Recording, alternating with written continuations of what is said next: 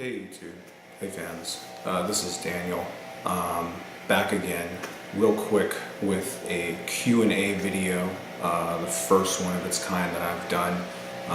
Had a question that really kind of stuck out for me, and I just wanted to touch base with everyone on it. I'm sure you've seen the comments in there, seen the questions in the various videos, and so I wanted to change from answering questions either personally through email or commenting back, and really just allow people to take in my interpretation in a visual way. So this question kind of stuck out for me. It came from be the change you want to see in the world. Thank you for the question. So it is, what if both Mars and Venus are conjunct in Aries in the 8th house? Well, that is a mouthful. So you have to look at it from the perspective of the environment of the house. Houses are essentially environments for the planets that they are in, and the sign of whatever's there colors that environment. So I take it from top to bottom. I look at it from the perspective of in the 8th house. So the 8th house is, among many things, death, rebirth, transformation, sex, in a lot of ways crime, narcotics, unsavory hidden things, taxes, other people's money, inheritances. It's a very dark and really colorful kind of world. Think of the movies, American Horror Story, for example. This is the 8th house par excellence, where you have all these things kind of boiled into one. So when we have Mars there, and when we have Venus there, conjunct, the conjunction represents the merger of forces, the merger of things coming together. And so on the one hand, we have war, we have strength, we have masculinity, we have a fiery planet, elementally. On the other hand, we have a very earthy, soft, loving, beautiful planet in Venus. So we merge these two.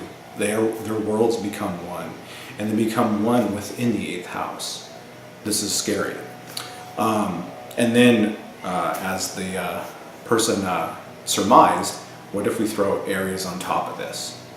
So in a natal chart, and you'll see that everything really has a natal chart. Events, people, places, things, whenever they're christened or conceived or born or whatever it may be, that sets the tone for the remainder of its existence as an entity or as an object or as a place or as a thing. So this would not be a time to, let's say, get married, start a relationship, invest in something, because you're really setting yourself up for some interesting and colorful events. I mean, if you're going to make,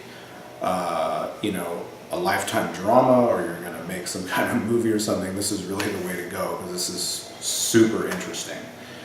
But you really have to look at it from the standpoint that when Mars and Venus come together, all's fair is in love and war. This is definitely the signature statement of this conjunction. The merger of love, the merger of beauty, the merger of all these things, combined with the merger of war, of violence, of masculinity, of iron, of steel, of pure testosterone. These two forces come together. They come together under the influence in the environment of the 8th house. So when you have matters of love, you have matters of beauty, you have matters of conception, really, because Venus involves creativity. The 8th house, and this is when you have conjunctions within houses, you have to look at it from the perspective of what is the nature of the house itself. Where does it lend its power to in a conjunction, a double, triple, quadruple, a stellium? The house itself is governed by something. So the 8th house is governed by Scorpio. Scorpio is of a Marsian nature.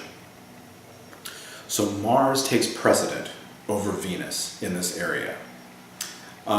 Scorpio is an interesting sign in Venus. You can go way back in time, check out my Venus in Scorpio video. It was a very colorful video. I went through a lot of depth with that video. Really tried to get to the reality of what the sign is and what the placement means, and get an idea of how that plays out. With Mars there, it sends a very hostile tone, if you will, into the 8th house. The 8th house by nature is a house of survival. It's a house of hidden things, of hidden realities. And Mars creates a fighting instinct within this house. Typically people who have Mars, let's say in the 8th house, as just a standalone placement, it's going to be one where one will find situations where they have to fight, possibly for their survival or for money, and it doesn't necessarily need to be a physical fight, although in many cases it is. It can simply be something like fighting for a position, fighting to retain something, fighting. That is the hallmark of Mars. People like to give it a sexual bend. It has that, but Mars is testosterone.